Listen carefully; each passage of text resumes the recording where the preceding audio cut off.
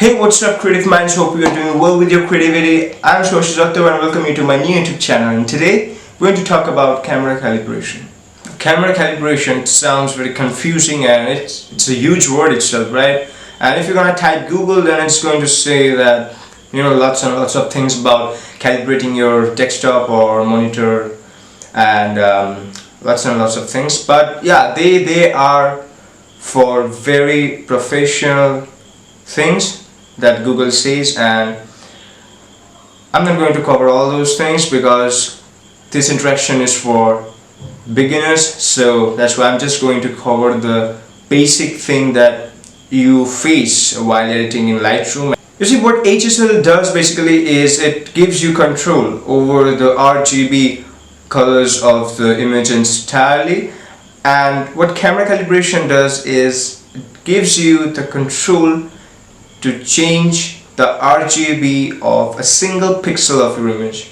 I hope that you know by now that the image consists of small dots which we call pixel, and each dot contains RGB which which generally makes the entire color of the image or videos, whatever you are seeing, all are made of pixels. So camera calibration controls those RGB channels of a single pixel. And I would say that while editing, don't go too much with this camera calibration thing. Just use it for making subtle changes in your images, like correcting the skin tones, or for example maybe correcting the sky of the image. And okay, so I'll be showing you how to do it, and I hope that you would get a basic idea of how to do it. And I'm hoping that later on I will be making a video about telling you the difference between HSL and camera calibration. So, with lots being said, let's get started. So the images which I will be working with, all the links are given in the description below, so you guys are free to check it out. So go to develop module, and camera calibration is just below this effects control. Now see, in this here, the things which are given is shadows called tint. Basically you can change the tint of the shadow areas of this image, and I will be showing you how to do it. And here it's given is red, green and blue channels with their respective hues and saturation. And you see here is something it's given is process version 5 current, and if I click on it, you will see that there are many versions given, and these versions depend from the software to software. Like since I am using the current updated version of Lightroom, so I have the version 5 current. You might not have that, so I would say upgrade your software, right? So if for example we go to version 4, what would happen is that the layout gonna change a little, but see here it's all same. Now let us go to a little more older version, like version 2. You see the things here is temperature, tint is given, then exposure, recovery, fill light, blacks, and here is the brightness and contrast, clarity, vibrance. There's no texture, there is no whites and blacks. It just takes your layout to the older version. Okay, so you don't have to do, I'm just showing you what it is, that's all. That's not the main thing of this tutorial. Okay, so shadows, it's given as tint, so let's see how it affects the tint of the shadows.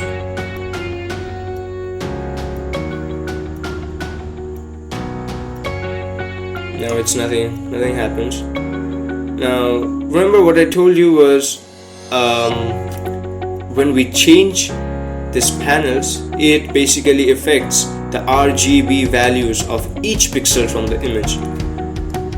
Let me show you. For example, this picture is a warm tone, and if we change this red primary of this image, see how this entire color changes with respect to white.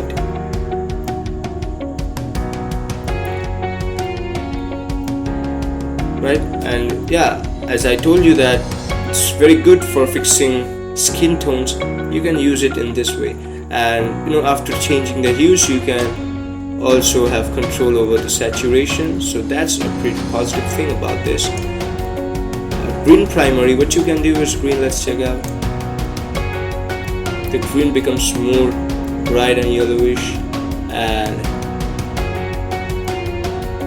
yeah, see how it got affected. And change the saturation.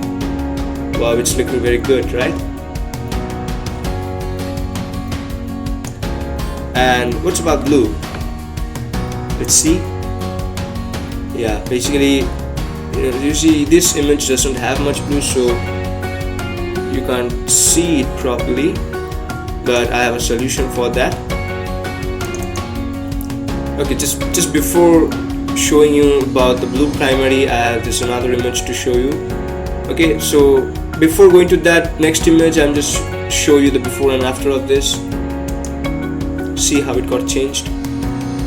The entire look of the picture is changed. But don't just start your image with camera calibration. First, do all the necessary adjustments that you have to make in an image, and then use the camera calibration for minute edits. So if you go to the next image, here we have lots of blue, and let me show you. Take it up, it's getting this violet color tone, which is not looking very good. But if we bring this down, voila, just see how beautifully it is enhancing the tone of this model, right? It was like this before, and when I tilt, it's making the picture. You can increase the saturation, skip it like it is, because I like how it's making her skin pop out so much. Now control the red. If you want to control the hue of the red, then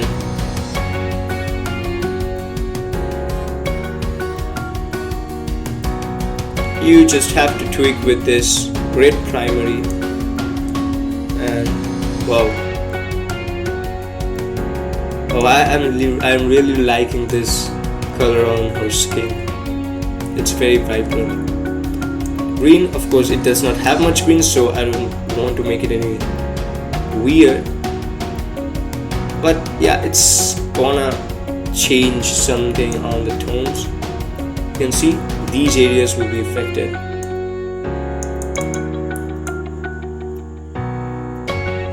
And yeah, one tip I want to share with you is you can use this blue primary to give that trending teal and orange look to your image, like the one you were seeing here, before and after.